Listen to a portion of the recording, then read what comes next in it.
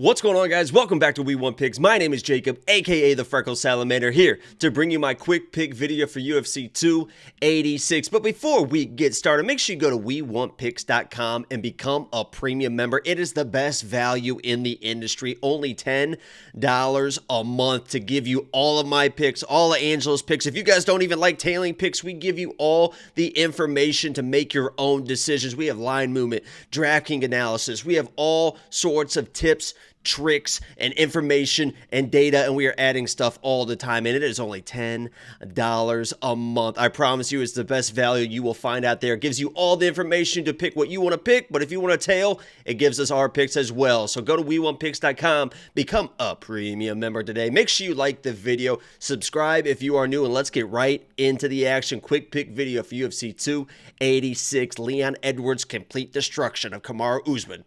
Let's get right into it. So we have Veronica Hardy versus Juliana Miller, and this is going to be a fun fight to get the card started. I know that Hardy is coming off a 3-year layoff. By the way, Dan Hardy, nice job, huh? Hey, nice job, Dan Hardy. She is absolutely beautiful, but I will say, scrolling through the Instagram, not seeing a lot of training in there. I'm sure she's still rolling around. I'm sure she's still training. But, you know, a lot of fighters, when they are active fighters, has training videos. She's doing other stuff. Seems like she's got some fights left on the contract. So she said, you know what? Let's get a payday. Let's fight this girl, Juliana Miller, and see what happens. She is very, very wild when she was fighting 3 years ago in her last fight, talking about Veronica in this matchup. She is very, very wild. And on the ground, anything can happen in scrambles. I imagine that this fight will find its way to the ground eventually. Either Veronica kind of pulling guard in one of those weird situations, or Juliana taking her down and controlling her on the ground. And once they get on the ground, and I know that Juliana Miller is the better fighter in this matchup, right? She's tough, the better striker, should be better on the ground, more well-versed in the wrestling. But weird things happen, man. I mean, there's weirder things that have happened in the past than if Veronica somehow wins a scramble and finds a weird submission on Juliana in this matchup. So women's MMA, I've told you guys before, if you guys want to be very successful in betting, in MMA betting, stay away from heavyweights, stay away from women's MMA, but Juliana Miller should have all the tools to completely control this fight. Either on the feet, she's tough as hell, or in the grappling. You saw that in her last fight, she was able to control position. So this should be a Juliana Miller play all the way in this matchup, but Veronica is a wild girl. She seems tough as well, and on the ground, anything is possible. So Dan Hardy, congratulations on scooping that thing up. I don't know how you did it, buddy, but hold on to her. But I got Juliana Miller in this matchup. Pretty confident. I would say confidence level is probably about a 7 or 8 out of 10. Let's move on to the next. Next, we have Herbert versus my guy, lock of the week, Ludovit Klein. He's not the lock of the week this week, but he was my lock of the week versus Mason Jones, and I got a lot of shit for that. I'm getting a lot of shit these days for the lock of the week, but I make some really, really good calls sometimes, and that was a really, really good call because Ludovit Klein is a fantastic striker, man. He is a very, very slick striker. The extended combination he throws with the kicks afterwards, almost like the Robert Whittaker type of striking. You know, he starts the combinations with the hands, ends it with the feet, and it is bad news. Listen, if this was 2 years ago, I think I picked Herbert in this matchup. I think he's a very, very long, rangy, dynamic striker. I think he could fight from the outside, snipe Ludovit Klein, get him into trouble. But Ludovit is one of those guys that kind of needs to be outworked. And Jai is a guy that does not look like the same guy after that Ilya knockout. I mean, in his last fight, he looked a little tentative in the first round, doing a little bit more clinching and grappling than I would like to see him kind of do. So I think the confidence, honestly, is gone for Herbert, and he's a striker that needs his confidence. He needs to kind of sit down on those long, rangy punches, and he cannot outwork Ludovit Klein. It's just not his style to outwork a guy like Ludovit Klein. So it's unfortunate. I'm a Herbert fan in front of the home crowds. We'll see if he can pull it off, bring back some of that swagger, that confidence. I'm not super high on Ludovit Klein because I think Jai is an equally as good striker, but without the confidence in his striking, he just doesn't seem like the same person to me. So I'm going to Ludovit Klein in this matchup. You know, maybe we'll see if somebody's able to mix in a takedown or two, but I think Ludovit Klein's going to be able to throw the extended combinations, push Jai back, and then Jai's going to kind of fold underneath the pressure of Ludovit Klein, where Ludovit doesn't really fold under the pressure of Jai Herbert. So I'm going to Ludovit Klein here, the better striker, and what I believe is going to be a mostly striking matchup. He is a favorite for the reason, but I would be careful putting him in parlays because Jai is more than capable of putting anyone's lights out anytime. He's a very long-rangey dude. But Ludovit Klein, confidence level, I'd probably put him about a 6, maybe a 5.5, a 6, because I do have all the respect in the world for the striking of Jai Herbert. I mean, he almost had Ilya out of there. He basically had Ilya out of there kind of palace, but you know, that's how fighting goes, you know. So I'm going Ludovit Klein in this matchup. Joanne Wood versus Luana Carolina, and this is going to be sloppy, man. This is going to be sloppy, and I get it. I understand why Joanne's a favorite. I guess she should be the more technical striker, a little bit more dynamic. We've seen Luana get off on slow starts before, which shouldn't help her. She got flatlined by Molly, but Joanne Wood is not like a super dangerous or super dynamic striker, and she wants to do everything on the feet, which is going to help out Luana in this matchup. I think these are kind of the same people. And if they're the same people, it feels like a 50-50 fight to me. And what's Juliana in this matchup? I mean, she's like a -150, maybe a -130, something. I can't remember the odds off the top of my head, but she's definitely the favorite. I think it's a coin toss. And if Juliana is not able to kind of push the gas and pace early against a girl like Carolina in this matchup, Luana is somebody that has shown that she can get better as the fight goes. Even in that Molly fight, she was overwhelmed by Molly early in that fight. Weathered the storm, was starting to kind of come alive in that third round before she got knocked out. She did the same thing versus Loopy. As the fight goes on, she gets better and better. So be careful if you're playing the Joanna side. She's probably going to be looking good early. Carolina starts off slow, but as the fight goes on, this could be one of those situations where Luana loses the first round, kind of wins the back half of the second round, wins the third round, because I don't see a finish either one of these girls. Neither one of them are like super powerful. I think it's a 50-50 fight. I'm going to go Joanne Wood. I don't know why. If I mispronounce it, I don't know what's going on. I am going with Wood in this matchup because I think she is just a little bit more technical than Carolina, but I mean, this could go either way. It is a toss-up fight. Good luck. Do not bet women's MMA, especially this fight. If you want to play goes to a decision, that seems like it might be a safe bet, but I imagine those odds are crazy. I'm going Joanne Wood in this matchup. Confidence level, honestly, it's probably like a 3, maybe a 4, because she is more technical, but not a lot of damage done.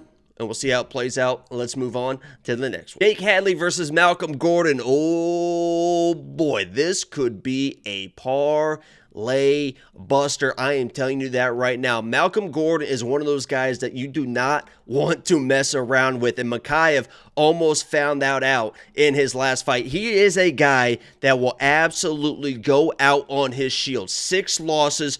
All of them finishes. He does not care. He is going to get in your face. He is going to show you no respect. And against a guy like Jake Hadley that could play into his game plan, Jake should be the better striker, should be able to survive in the grappling. But we saw Jake lose against a grappler. He was out grappled. Jake is very comfortable off his back. He will work submissions off his back. But a lot of times he works submissions too much off his back. Now, against Alan Nascimento, Alan was more of a control fighter in that matchup. So he kept control, won the fight, where Malcolm Gordon will make mistakes going for submissions. He's very aggressive. Everything he does is very aggressive. So even if he gets a top position versus Jake, because of his aggression, Jake should be able to scramble out of those positions, get back to where he wants to be, either on the feet or on a top position himself. Listen, Jake is the better overall fighter. He should have the tools necessary to win the scrambles and get out of positions if Malcolm is able to get in those positions. But this is very dangerous. I'm telling you right now, Malcolm will go out on his shield. He will throw wild. He will do wild stuff on the ground. He does not care, and that is dangerous in this matchup. So Jake Hadley is a play because he is the better fighter of the two, and he should be more well-versed, I guess, in the scrambles to be able to stay safe, as like I've been saying. But this is very dangerous. If I'm putting these odds, I'm putting Jake Hadley at like -150, -175, the -300, whatever he is right now is insane. Be careful putting him in parlays. Malcolm Gordon is no joke on the ground. He will take chances. Jake Hadley's a play. Confidence level, maybe a 4, maybe a 5. He is the better fighter, but holy shit, something about this fight scares the sheesh out of me. Let's move on. Christian Duncan versus Dusko Todorovic. That's a rough name. Dusko.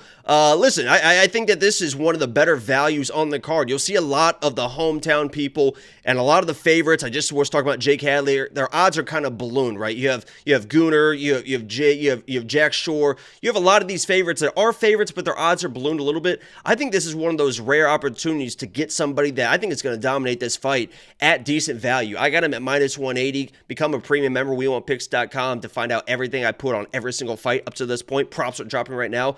But Dusko needs to control the grappling, right? I think that's how he wins this fight. He's not a good enough striker. He holds his chin up. His hands are low. He gets hit. I mean, he was just getting bullied by Jordan Wright, who's no longer in the UFC anymore. I was going to say the NFC, the AFC, NFC. Football on the mind. I mean, I pray to God the Colts, I hope they trade up. But Dusko needs to engage in the grappling and hold control against Duncan to win this fight. I just don't think he can.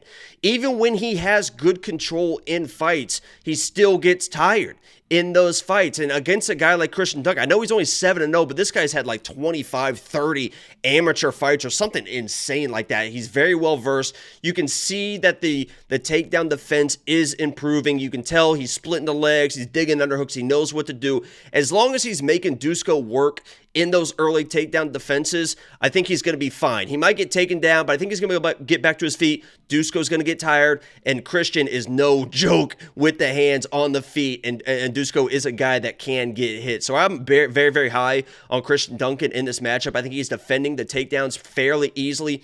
Dusko's going to get tired. He gets hit anyway. When he gets tired, he's going to fall.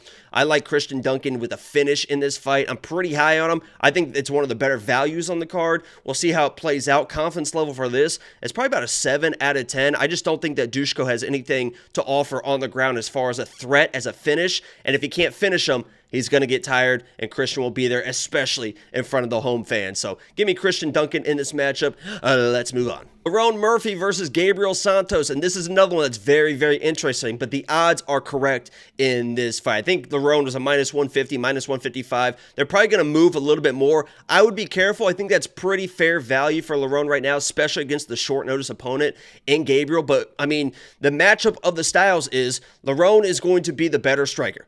100% the better striker. He's going to be the better striker in a lot of fights that he has, but the holes in his grappling, in his defense, in his defensive wrestling is glaring. And Gabriel's a guy that does have takedowns. Now, if this was not short notice, I might play the Gabriel side because he's very good and very good on the ground. And I've seen Murphy struggle time and time again against defending takedowns, getting back to his feet, being flat on his back. You can see he is improving, right? And his hands are so good that he's able to just kind of work on the grappling aspect. Short notice, he should be fine in this matchup. But this is another one. I think the odds are fair. But as far as like a hometown, you want to play like the London parlay piece, Lerone Murphy could be a guy that gets taken down and gets out grappled. If he is getting taken down, that is a bad, bad sign. If he's able to defend the first one, he should be fine. He should be able to win the striking, no doubt about that.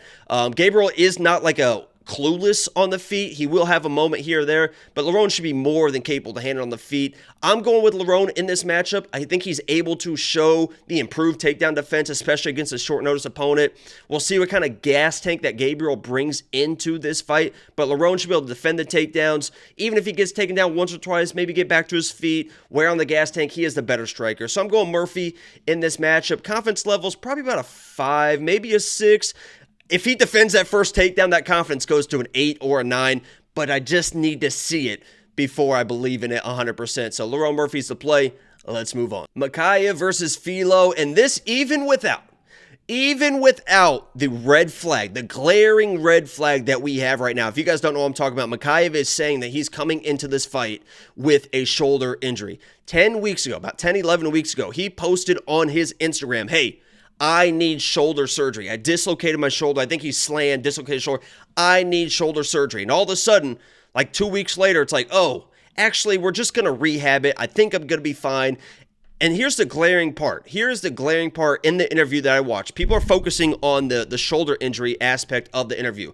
He said, and I believe this is kind of a direct quote. It's not going to be directly, but he said, my shoulder is fine, so after the fight, I won't have any excuses. Now, I take that as, if you win the fight, why would you need excuse if you're going to win the fight? He's basically saying, and it could be a weird a wording issue, but basically saying like, if I lose this fight, I won't have any excuses. My shoulder's fine. It's like, oh my God, he's already thinking that he could lose this fight. And the whole aspect of this is like, because we saw what happened with TJ Dillashaw with the shoulder injury. When you have a shoulder injury as a grappler, it is very, as a striker anyway, but if you're on your feet, you have other things, right? You have a right hand, you have legs, you have this and that. When you have a shoulder injury as a grappler and you can't post on it, you can't do this, you can't do that, that is very detrimental to your game. And that is all Mokaev is in this matchup. And he's fighting somebody that knows what the hell he's doing. It's a 14-2 fighter in Filho that is very, very well versed on the ground himself. And we just saw Mokaev with a good shoulder getting out grappled at times by Malcolm Gordon. So I get it. He's a prospect. He talks the talk. He comes in. He's acting wild. He's getting finishes. He finished Malcolm Gordon,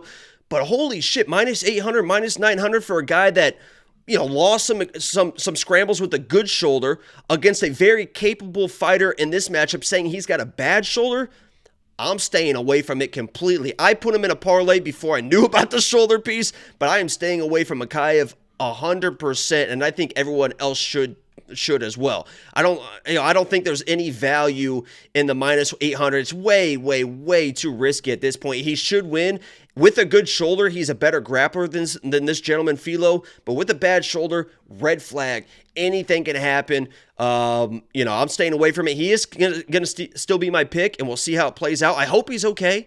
The worst thing that we want is him coming in and be the TJ Dillashaw. He comes in, makes one move, his shoulders bum, and he gets finished, because that would lose all the hype. But I am staying away from it. I would recommend you as well. He should win, but that is too many red flags. There are other places on the card to make money. You don't have to put money on Mokaev. So he is the play. Confidence level, holy shit, might be a 3 or 4 at this point, especially at those odds. And let's move. Sam Patterson versus Yanal, and this one is very, very interesting. This is one of those odds where it is exploded in my mind. These are way, way wide, because when I'm watching Sam Patterson, I don't see a killer.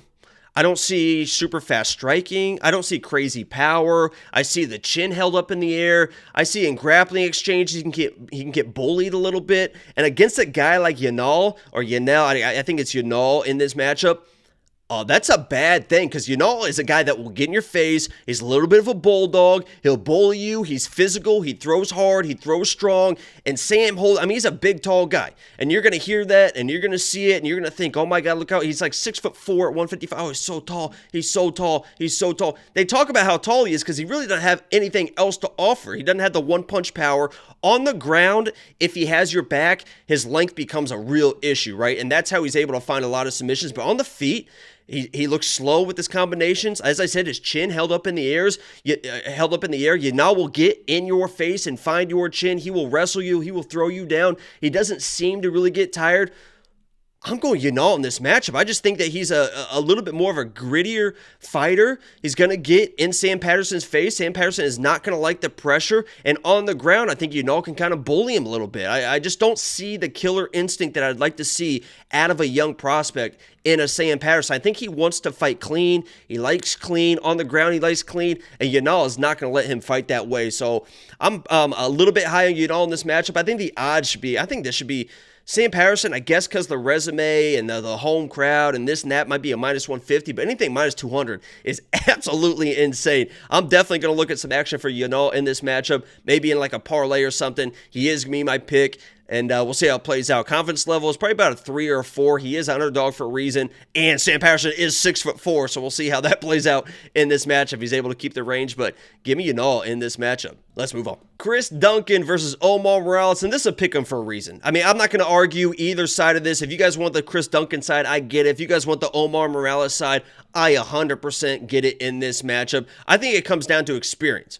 I think it comes 100% down to experience, and Omar has that experience. He's not going to get out-wrestled by Chris Duncan like he was against Jonathan Pierce. Duncan's not going to have the speed of Udos Medic to kind of frustrate the striking of Omar in this matchup. I think that these guys are almost kind of mirror images of each other. Chris Duncan was dropped, and he is a tough dude. There is no doubt about it. Chris Duncan is a tough dude. He throws hard. He has wrestling. He is a good young prospect.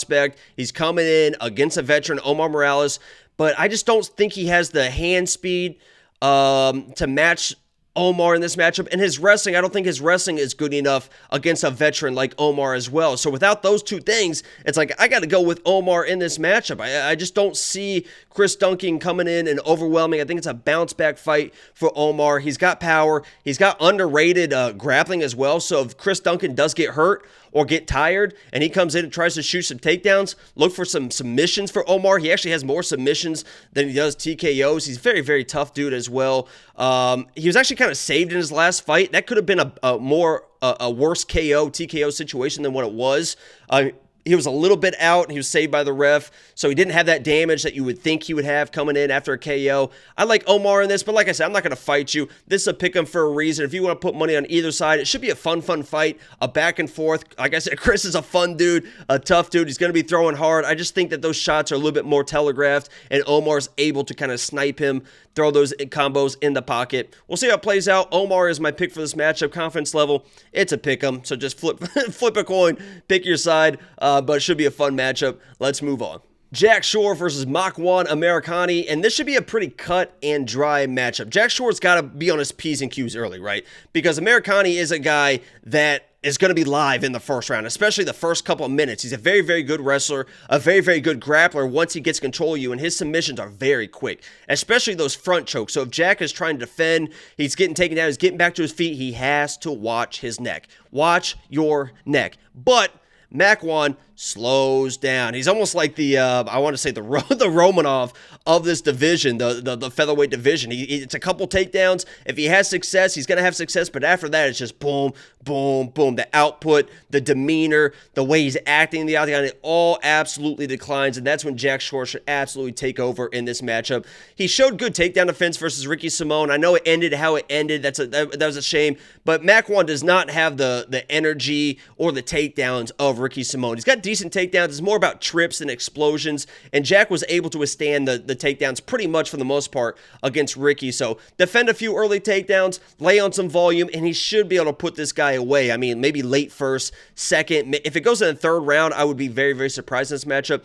Jack Shore is the way better striker, should have the takedown defense, just has to watch his neck early, especially under that first 2.5 minutes, because Makwan is very, very dangerous early, but then he starts to fade. I got Jack Shore in this matchup. I love him in this matchup. It should be piece of cake, piece of pie. Confidence level 8 out of 10. Just pray to God he does not get submitted in the first couple minutes. Let's move on to the main card. Marvin Vettori versus Roman Dolidze, and this is a back and forth fight that people are talking about. I mean, they are polarized one way or the other. I will say right now I am on the Roman side. I'm not picking against Roman Dolidze until I see him lose with my own eyes. Trevin Giles was my lock of the week against Roman. Trevin did not win that fight. I mean, Roman won that fight. Now, I will say, I did just rewatch the Roman fight versus Jack Hermanson, and there definitely are moments where you kind of wish that Roman did more. It's like, hey, you got to do more. You got to do more. But that was against Jack Hermanson, who really dances around in the striking. Marvin Vettori is not that guy. I mean, he is a guy that just kind of plots forward, throws volume, isn't super powerful, isn't going to knock out anybody out. He's got a concrete head, so it's going to be hard for Roman to knock him out. But Marvin is also a guy that seems emotional enough and honestly kind of dumb enough to want to grapple with Roman Dolidze, which is exactly how he would lose this fight. I mean, Marvin Vettori is a confident guy, and I have to believe that Marvin thinks in his own mind that he's a better wrestler than Roman. He might come in and shoot a takedown immediately thinking, oh, I'm going to prove that I can out-wrestle this guy, and that would be the biggest mistake because he should be able to just kind of volume Roman to a win. The more boring this fight is, the more it favors Marvin in this matchup. So definitely Marvin is a favorite for a reason because he can't really get knocked out. He should not even grapple, but if he does, I guess he can kind of survive because he's got the wrestling. But I see Roman coming in, not having to respect the power of Marvin, so he can kind of throw that left and right hand whenever he wants. He switches stances, so his power hand, I think, is mostly his left hand, but he'll throw the big right hand as well. But I just think that comes down to Marvin is going to wrestle at some point. Either he's getting tired, either Roman kind of touches him, and when somebody touches him, you saw Paulo Costa, the only time that Marvin wrestled Paulo Costa is when Paulo kind of touched him a little bit, and Marvin engaged in the clinch and took him down.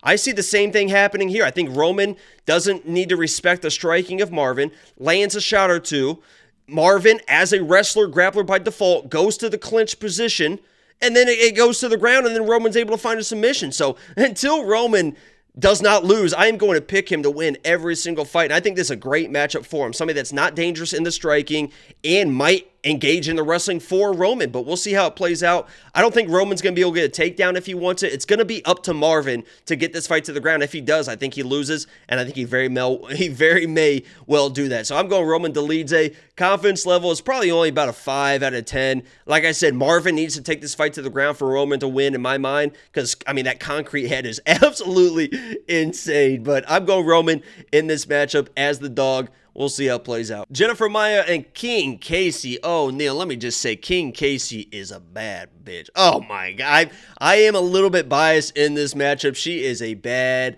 bitch. I know a lot of people are going to, like, trash her because she had that split decision versus Roxanne. I just rewatched that fight yesterday. I mean, Casey was basically doing whatever she wanted in that matchup. She was taken down at the end. But Roxanne is just who she is, man. She just constantly moving forward. Her face was just beat up. But honestly, that fight is a perfect fight for King Casey to have before the Jennifer Maia fight, because it's going to be the exact same thing. Jennifer Maia is going to be moving forward with volume, and you saw how King Casey handled that pressure. It was a split decision, but it wasn't really a split decision. I mean, somebody gave Roxanne the first, one of the judges gave Roxanne the first round. She did not win that first round, so it should have been a 29-28, and the only reason that King Casey lost that third round is because of takedown kind of at the end there, which she got back to her feet. Jennifer Maia is going to be moving forward, but as she's moving forward, you saw King Casey, I mean, just jab. I mean, she just beats people's faces up that try to pressure her, and her 1-2 seems to land every time she fucking throws that thing. I mean, it's boom, boom, boom, boom. Every time she throws it, off her back foot, moving backwards, she is landing, and that volume is going to beat the shit out of Jennifer Maia. Now, Jennifer Maia is probably the more complete fighter of the two. She can also box. She's tough as hell, but her ground game is where she wants this fight, I have to imagine, right? So it's going to be up to King Casey to defend those takedowns, and Jennifer's not an overly dominant wrestler, but if she gets the fight to the ground, she can keep people on their back. So this is going to be a back and forth fight. This is going to be a close fight. This is going to come down to toughness and basically kind of who wants it more. I could see this easily being 1-1 going into the third round, and if it's 1-1 going in the third round, I trust my girl. I mean, I trust my girl, King Casey. She is tough as shit. She is one of those girls that, when you say a girl is a bad bitch, she is a bad bitch. She knows when it is time to turn up the pace, turn up the pressure. She starts screaming, she starts yelling, and I think she's a better technical striker in those moments as well. So if this comes down to 1-1, which I think it could, third round, give me King Casey all day, every day. I like her in this matchup. It's going to be close. Minus 170. I paid it. I'd probably stay away from it. I said don't bet on women's MMA, but I put her in a parlay because I put it in with my absolute heart. King Casey, that's my girl. A little bit biased, but I will pick her in this matchup. I think that she has the volume to outstrike Maia kind of 2-1 in those striking exchanges, and that's all it's going to take for a decision win. Give me King Casey, confidence level. Probably about a 5 or so. Let's move on to the next one. Gunnar Nelson versus Bryan Barberena. And first of all, thank you to Bryan for taking this on short notice. I knew that Gunnar, however you say his name, lost his opponent. And this should be a pretty cut and dry matchup for Gunnar, because Bryan is a guy that knocks people out with volume, and to engage in the volume, he needs to press you. But Gunnar, the way that he fights with that karate style is so hard to pressure. And when you finally get inside his pressure, that karate style that keeps you at distance, he will just body clinch you and then take you down. And then that is really the world that Gunnar loves to live in. And Bryan Barberena pretty much gets taken down by everyone. I mean, every single person takes him down. So I see this with Bryan having issues with the karate style. Once he finally blitzes in for those volume shots that he likes to throw, he likes to get people against the fence. I mean, Gunnar's either going to circle out, or he'll say, okay, come in, I'll give you a hug here, we'll go to the ground, and we'll fight on the ground, and Gunnar could easily find a submission against Bryan Barberena in this matchup. So this honestly is one of my more confident plays on the card. I just don't see a world where Bryan can win this fight, which sounds kind of weird, but if he had more power and he threw with more power, obviously that would be there, but he's not really a power guy. He's a volume TKO type of finisher, and his holes in the ground are just so exposed against a guy like Gunnar. It should be pretty cut and dry. A nice win for the home fans getting ready for the co-main and the main event. Should be a fun fight. Gunnar's a fun guy to watch with that style. I think he's able to find a finish as well. So I'm going Gunnar in this matchup. Probably my most confident play on the card, honestly. 8, 8.5, 9 in this matchup. And that's no disrespect to Brian. He's a tough guy. It's just a bad stylistic matchup for him. And Gunnar is no joke. So give me Gunnar in this matchup. Gunnar. Let's move on. Gagey versus my dude Rafael Fiziev, my dude Fizzy. And I'm saying it right now, Justin Gagey will always be live, right? He's always going to be live. The way that he throws, even with those leg kicks, his durability, he's always going to be live in fights. And there could be a world in this fight where he is able to survive enough and Fizzy throws enough volume in the first round where Fizzy gets tired and Justin's able to take over late second into the third round, and this fight could get very interesting. But as far as a pure fighter matchup, Fizzy is head and shoulders above Justin Gagey. Justin Gagey is a wrestler that doesn't use his wrestling, and his fight style is just kind of a brawling fight style. And Fizzy, yes, he will kind of stand in the pocket. He will stand in the pocket. He will stand in the pocket, the pocket and brawl a little bit, but he stays so clean in the pocket, and he's so much faster than everyone else in the pocket. If you guys don't know who Fizzy is, he is one of the best strikers, if not the best pure strikers in the UFC. You know, all these fighters that go to Tiger Muay Thai to learn how to strike, Fiziev was the coach of Tiger Muay Thai. He's teaching all these people how to strike. That's how good he was. And the former coach of Tiger Muay Thai, Brad Riddell, the former striking coach, Fiziev knocked that dude out. So the former coach, he came in, took his job, and then knocked him out.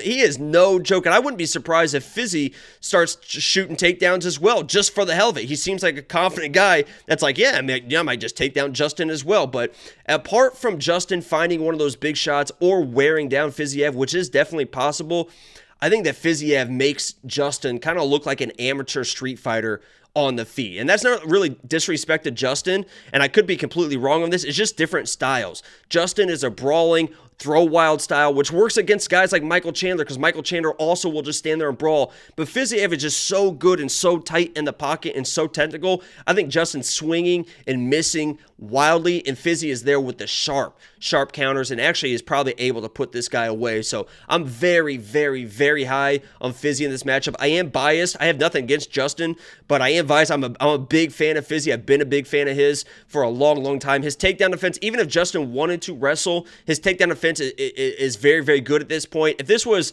5 years ago, Justin could probably out wrestle him, but now it's just way too tuned up. This guy is a next level guy. He's one of those new era lightweights that they keep talking about, and definitely probably a future champion. He is a complete package, and this could be a bad fight for Justin Gagey. So I'm going Fizzy in this matchup. I'm very confident. I'll go 7 out of 10. I just don't see a world, unless it's just that one punch that Justin lands, that Fizzy loses this fight. He's that next level guy. Give me Fizzy in this matchup. Let's move on to the main event. Main event time, we have my guy Leon Edwards versus Kamaru Usman. What I tell you guys.